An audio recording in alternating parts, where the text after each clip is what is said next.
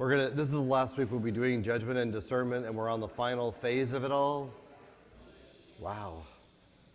It's hard. We'll wait till you're done. This is the last week. We're just going to be talking about being the ecclesial watchman, which we've talked about ourselves first, how to examine ourselves for several weeks, then our families, and this is the last phase, which is being an ecclesial watchman. And this role has been viewed, I guess, with a lot of disdain by many different places. So we need a volunteer, I guess, to run around with a microphone. Rob has been chosen. Okay, so the last one is what is spoken about in a couple places, and one of them is in Ezekiel 33. And I wanted to talk about because each ecclesia is a little different, and we're going to be looking at what Christ wrote to the 7 ecclesias and what they kind of need to think about, and think about what our letter to the Richmond Christadelphian chapel say today if Christ were to write a short paragraph and send it to us. So first, let's talk about what are some of the purposes of ecclesia. I just wrote down some for us to think about, which is to strengthen each other in times of weakness, to comfort one another during trials and struggles and tragedies. I see that as almost the paramount mission, other than serving the Lord, which is the most important thing, to bring honor and respect to Him. To embolden others to preach and to share our faith with others. Sometimes we need that encouragement to move forward. We want to do it, but we don't know how, or we don't know in what manner to do it. And to bring up our children in the Lord as one ecclesial family. That's going on continuously, like it is downstairs right now.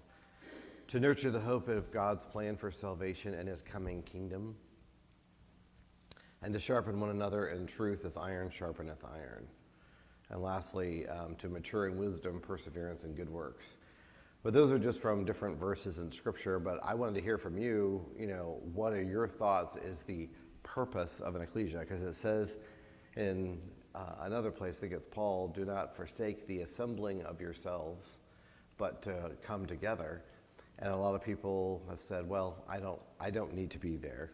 I can do this virtually or do this whatever, and never show up again. And so it's just like, what is the benefit of assembling and fellowship that we share? And what is the purpose of an ecclesia? So I just was going to open it up to you guys and see what you thought.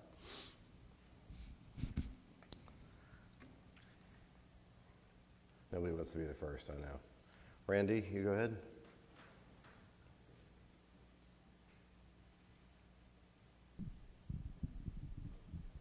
I'm not sure how to word this rightly, but there's some benefit gained in working together. Mm-hmm. And that's what ecclesia provides, the opportunity to work together. Yeah, it's wonderful on different projects. Robert?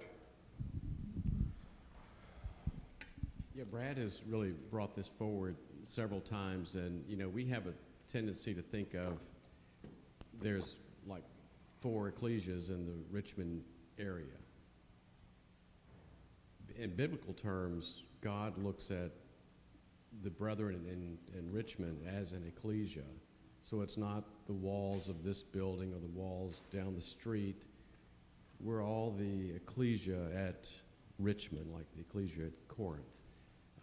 And I think it's good for us, wholesome for us to look at each other as brethren, because I think a lot of times there's dividing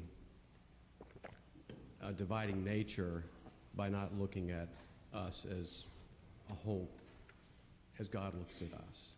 Yeah, I think I think it's wonderful when the sisters class that Jessica puts on gets together the sisters from different ecclesias, and having that conversation or being somewhat involved with each other's lives is a huge game changer.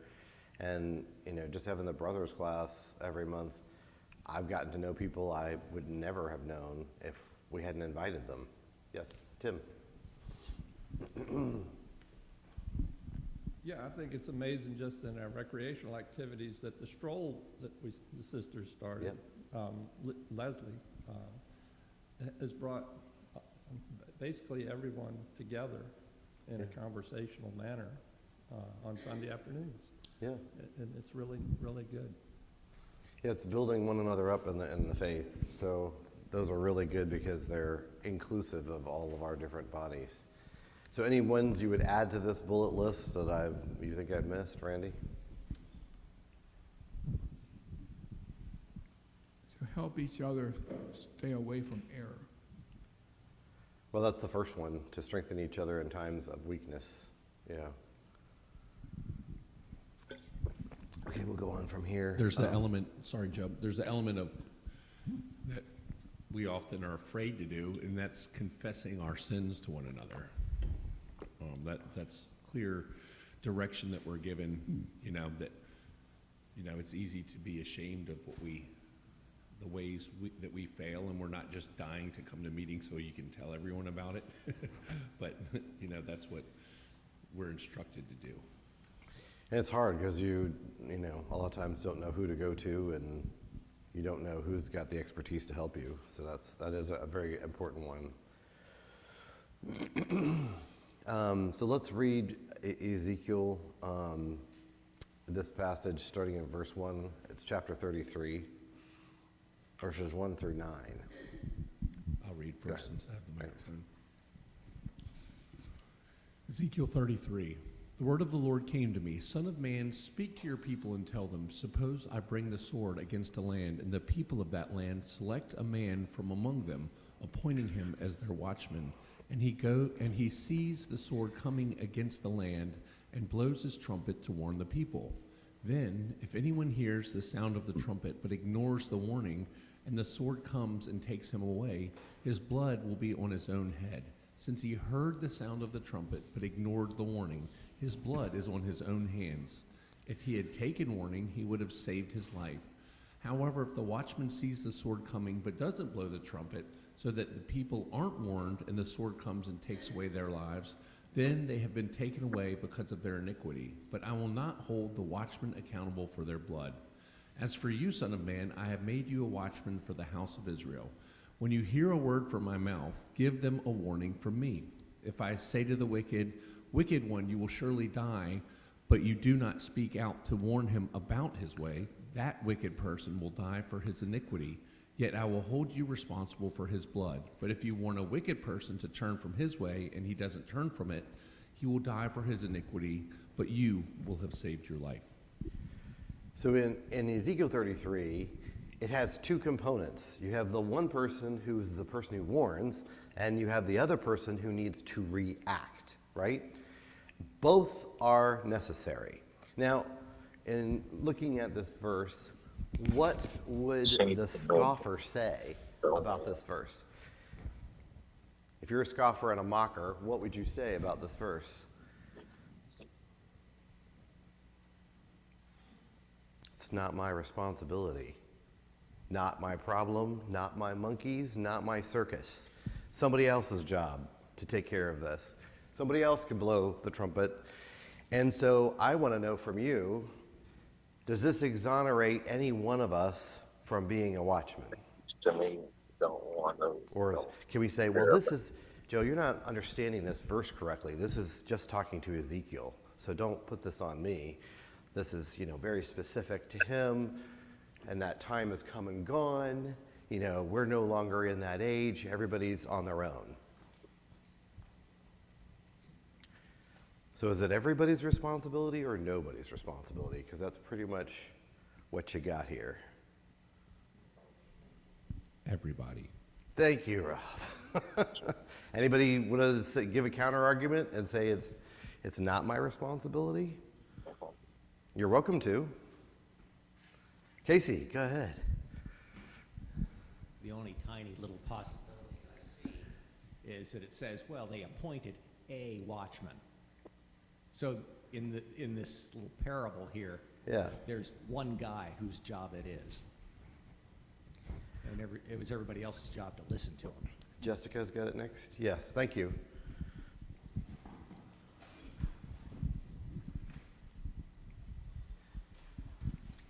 James 4 expands it to include other people. Okay. Verse 19 and 20, my brethren, if any among you strays from the truth and one turns him back, let him know that he who turns a sinner from the error of his way will save his soul from death and will cover a multitude of sins. That is perfect. And that, read the citation one more time. James 4? It was James 5, 19 and 20. 19 and 20 from James 5. Thank you. That's excellent. Now, does anybody else think you're exonerated from any of these, from James or Ezekiel? Well, one thing, I think that Things we're not exonerated. The thing that I'm curious if we're exonerated from is that last bit of their blood is on our hands if we don't do this. Mm-hmm. Is that specific to Ezekiel, or is that everybody that's aware of this is their responsibility? It's a great question. Casey?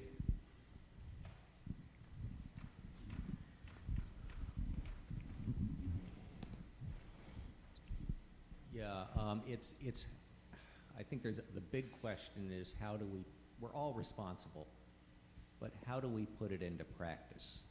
You know, it's very unlikely that we're going to see a horde coming to battle against us. Right. What we're going to see is someone who is failing. Yeah. And if we're all responsible and we all do it poorly, the picture I see is every single one of us goes up to that person and says, "You're doing wrong." I think it's more like, nurses and doctors in a hospital. You're attending the patient as quickly as possible. But I just wanted to establish this baseline, because without this baseline, it's easy to say, not my monkeys, not my circus. I don't have to get involved. It's not like we're henchmen waiting for somebody to fail. It's that we're triage and waiting to heal if it's needed. It's on standby. Rob? It's Berto. it's important that we are all watchmen, but it's also important that we realize that we're also all sinners, and none of us are perfect. So if we come to those within our ecclesia or those who we're teaching in a way of authority, like Casey just said, you're doing wrong, that doesn't help anything. That's more authoritative. We need to come at things realizing that we're all sinners. We're doing this together and doing it in a way that's helpful and out of love. I think love, without love, nothing works. I just think there's so many, like yesterday I was reading in the BBC about all the fires in Greece and in Rhodes, and everybody just turned into emergency evac people, getting people off the island. People were running down to the beaches in towels, getting them on boats and getting them away from the fire. And I'm like, that's how I kind of see this responsibility, is you're trying to save people from a destructive fire. And it isn't about judgment and causing someone to feel awful. It's about rescuing them from the situation. Randy? I'd like to go back to Robert Harris's first comment about there's not 6 ecclesias in Richmond, there's 1. And how would we apply this to that? Because there are some ecclesias who think the chapel has unhealthy practices, and the chapel thinks that some other ecclesias have unhealthy practices. And so do we say something to them, or do they say something to us, or we just keep our distance? I think there's a huge danger in perpetual silence and not communicating. And it's the tact and diplomacy that is usually lacking, or the love of the Lord. But it can go on for generations with just silence and everybody continuing in their little silos. And I'm like, it isn't good, because if you look at this passage and the one Jessica gave us from James 5, 19 and 20, it puts this culpability on each member. It's not the ranging board's job to go and find missing sheep and that kind of stuff. It's every one of our responsibilities to reach out, make a phone call, write an email, go visit them, do something besides just look after our own interests. So I think that's really important. Yes? I think it's also important to know that, each one of, just like every Christian church, each ecclesia thinks that they're approaching Christ in the right way, and so there's none out there that are knowingly wrong. So in order for everyone to ever come together, all of us are going to have to change something. There's just no way that one group will completely adopt the other group, and there's no way that one group is completely righteous, because none is righteous, right?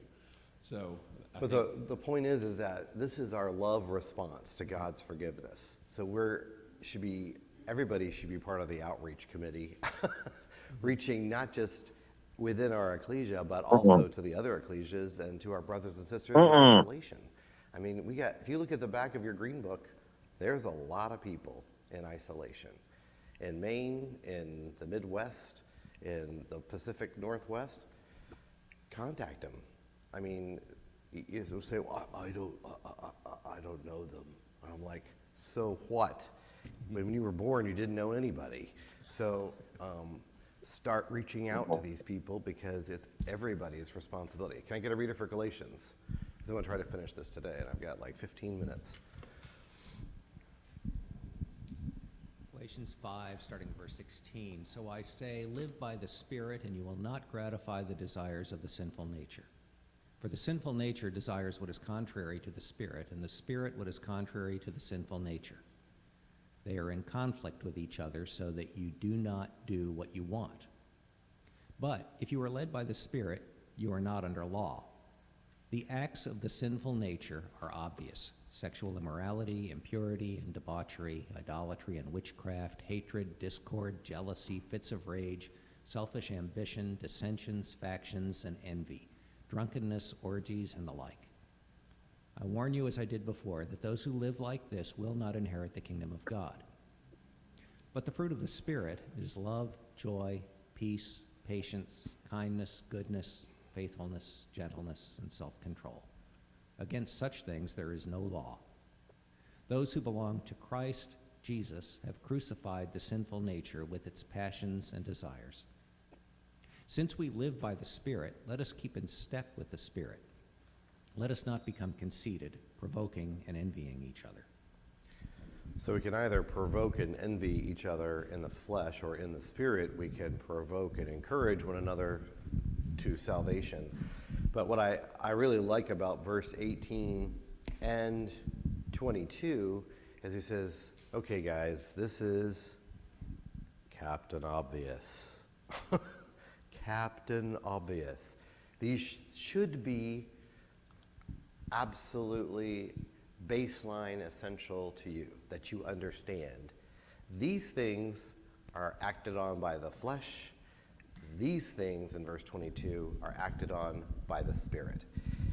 It should be obvious to all of us, but I'm amazed that sometimes it isn't. So from Galatians, putting together with what Jessica gave us from James chapter 5 and Ezekiel 33, it's obvious to us because the Spirit is discerning. It says the word of the Lord is sharper than a two-edged sword, dividing between soul and spirit and between bone and marrow. So does God make these things opaque to us as believers so that we can't understand them, or are they obvious and in our face constantly, really?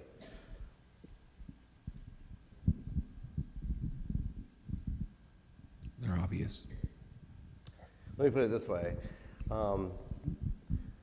You're on the highway, you know what the speed limit is. Everybody generally does 5 to 10 over because you're just trying not to get hit from behind, right? because you're going to get smashed on 295, 95, 64, 81, 85, whatever highway you're on in Virginia. The tractor trailers are flying by at 90, and you're like, I just don't want to get hit from behind. So you try not to drive like a vegetable truck, but you still got people passing you on both sides, 10, 20 degrees, miles an hour faster than you. And it's obvious what's going on the highway. But in our spiritual lives, it's like we're driving asleep on the highway. We're not paying attention. Yes, Robert. I think the Good Samaritan is a good example of sometimes we choose not to see or not to walk on that side of the street because of what will pass by. That's one of Linda Woolridge's favorite hymns. It's the one, "Will you pass by on the other side," right? What number is that, Linda? It's from the PTL book, but go ahead, sorry. Yeah, so I think if we're looking for opportunity and we're aware and have our brethren in our mind, we will see opportunities to help.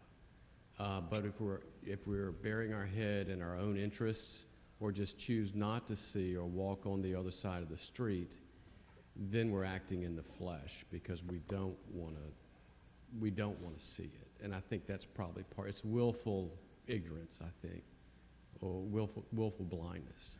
Yeah. We're going to go to Randy, but I want to also draw attention to verse 17. The second part. They are a conflict with one another, meaning the spirit and the flesh, that you will do what you do not want to do. Where is it?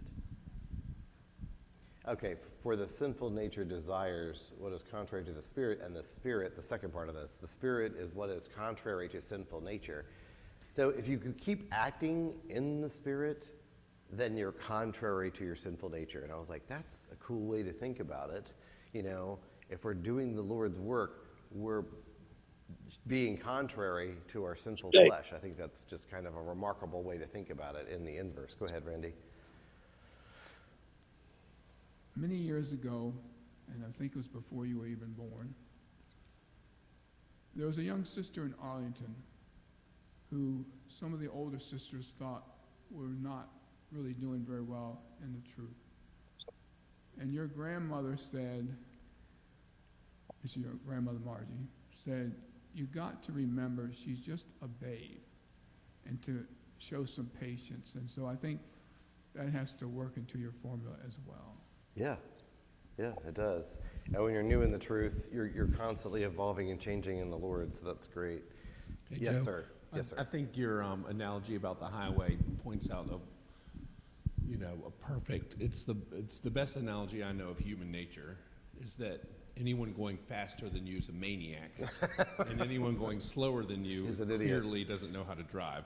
So that reality is the same as our attitude towards how we perceive others, right?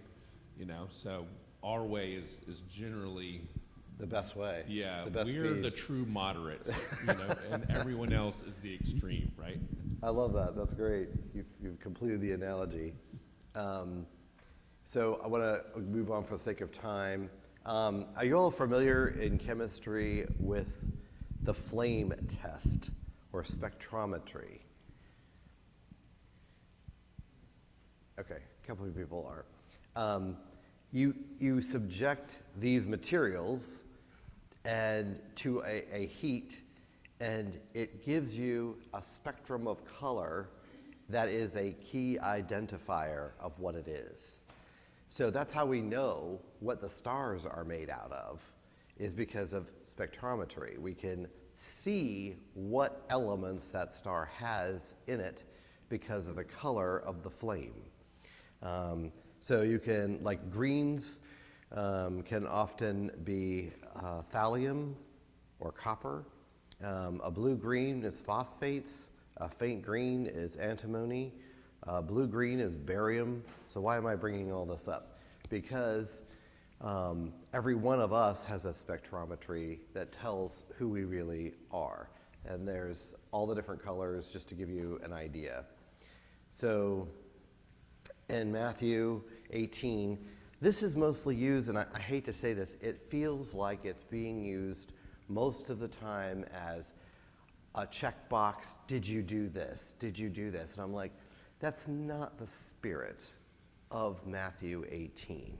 The spirit of Matthew 18 is caregiving, loving. It's going out there as the triage nurse or doctor and healing someone and bringing them back. Can I get a reader for Matthew 18? Thank you. If your brother sins against you, go and rebuke him in private. If he listens to you, you have won your brother.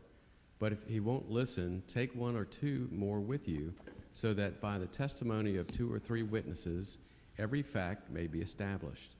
If he pays no attention to them, tell the church.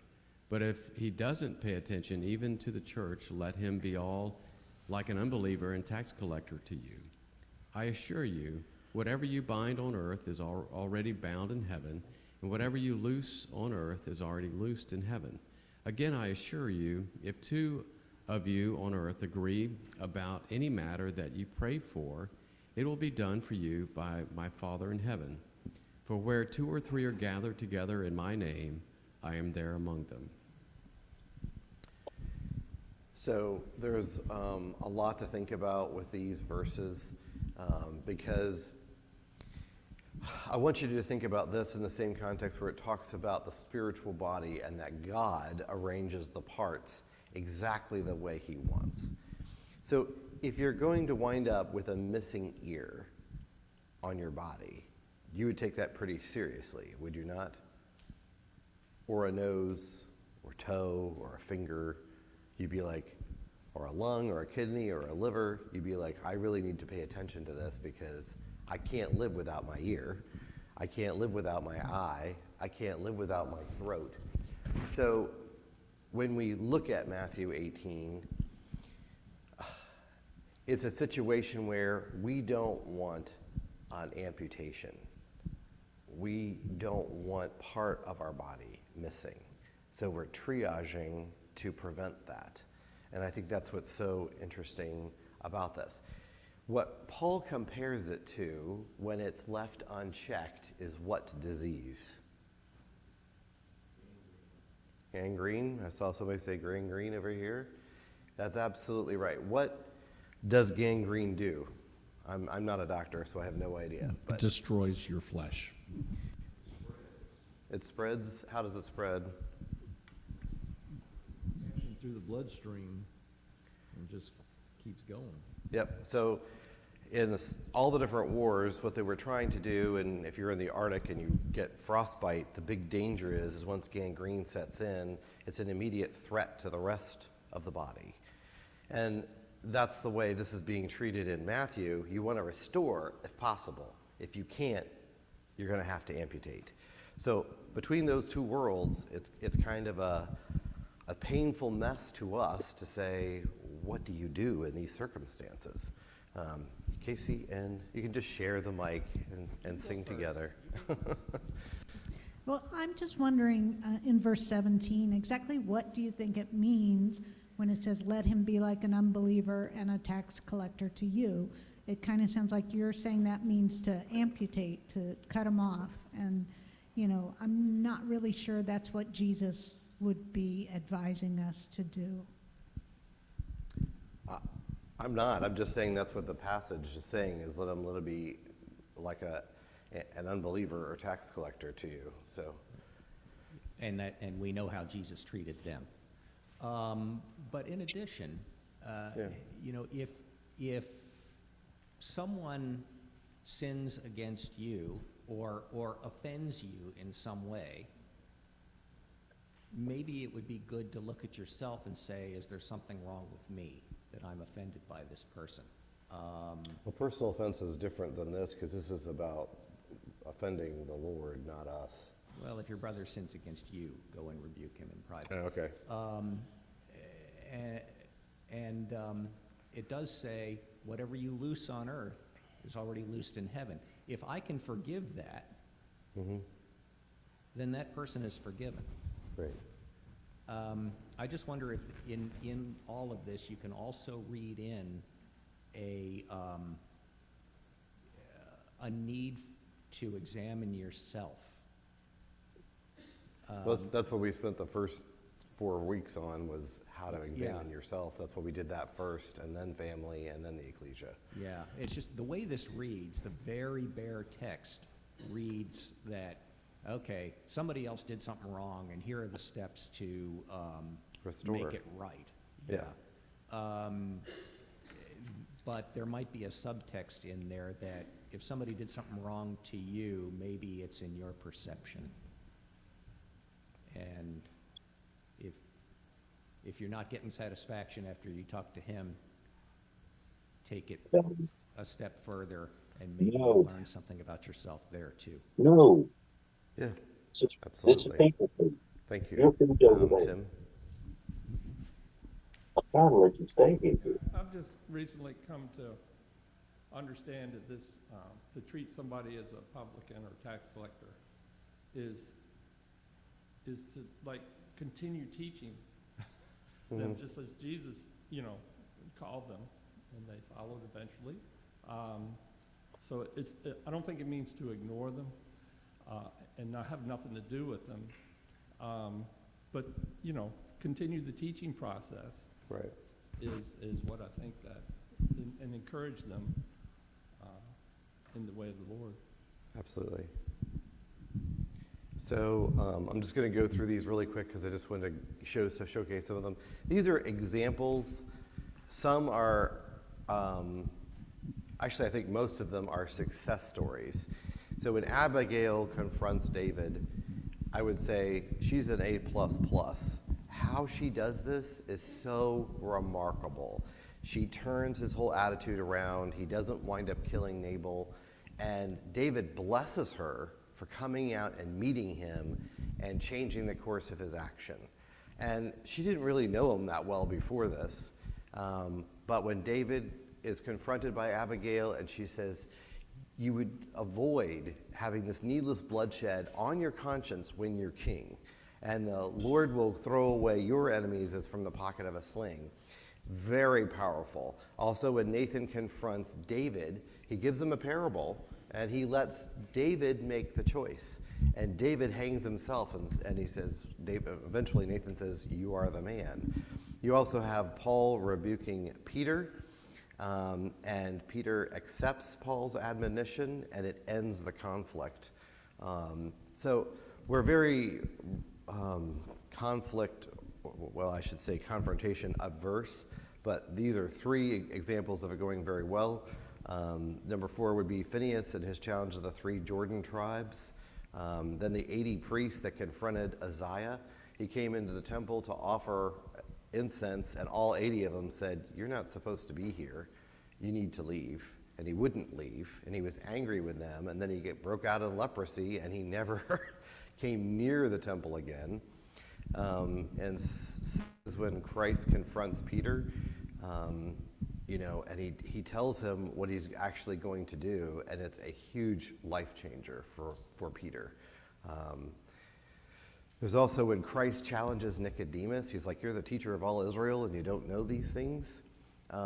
So these are little tweaks to people's lives that made major changes. And then when Hanani rebukes King Asa, he does not have a very positive outlook on that, and he puts Hanani in prison and mistreats the people. That one did not go well.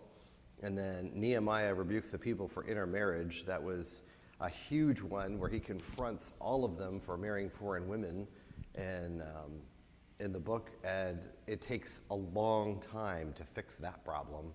It's months and months and months of going through and deciding how that will be handled.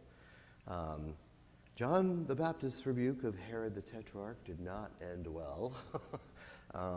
That one was imprisonment and then beheading.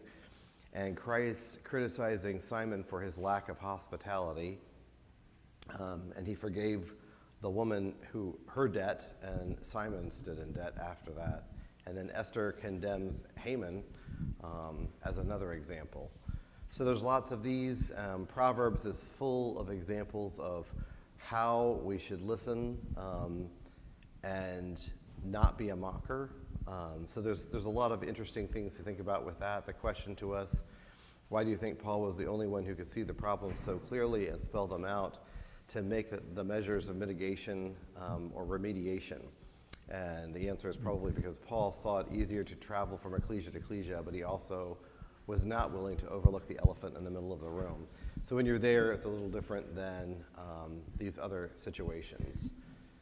So there's also, we're not going to get into all of these, but in Revelations, all these letters from Christ to the ecclesias is really fascinating. So I would recommend those. But we'll stop there and just say, the Lord is righteous. He loves justice, upright men, and they will see his face. So next week, it's Jason Winterland, and he's going to be doing Malachi, correct? I'm so excited about that. I'll be going for the next 2 weeks for Canadian. But thank you.